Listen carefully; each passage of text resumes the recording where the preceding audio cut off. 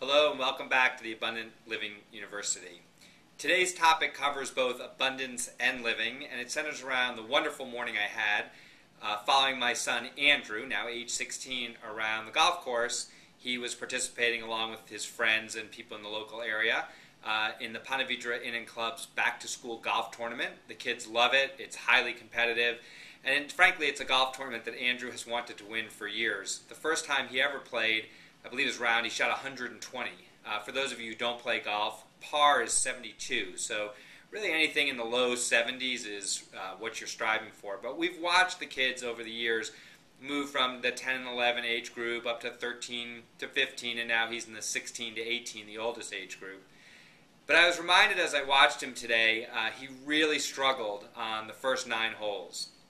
And although I didn't watch him through all those holes, when I saw him on the 11th, he looked at me and he said, "I am having the worst putting day of my life."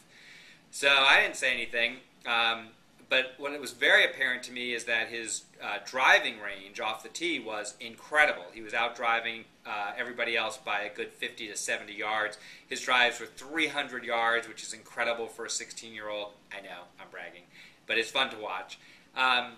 And his middle irons, getting the ball from 150 yards out to the pin, was pretty good, and his putting was pretty darn bad.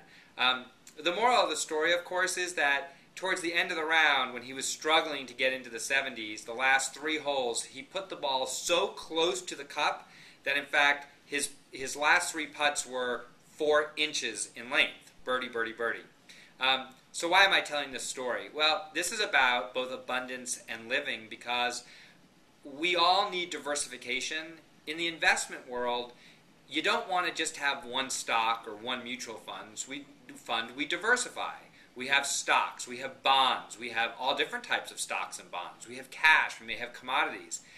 And we do this because, just like a golf game, sometimes our driver's working, sometimes our middle irons are working, sometimes our chipping game is working, sometimes our putting game is working. It's very rare in golf for all of them to be working at one time. And just like when stocks are going up, sometimes bonds are going down. It's the beauty of diversification. Not that we necessarily will get the lowest score and shoot, like Allenby did a couple of weeks ago, a 59. The beauty of diversification is that consistency stays in the game.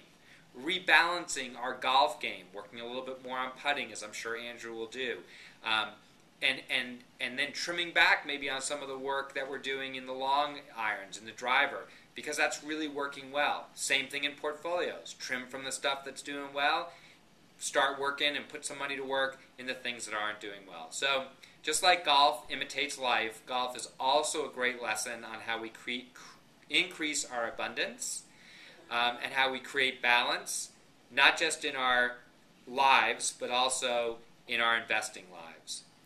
Have a great day. We look forward to hearing from you soon. As always, we welcome your comments.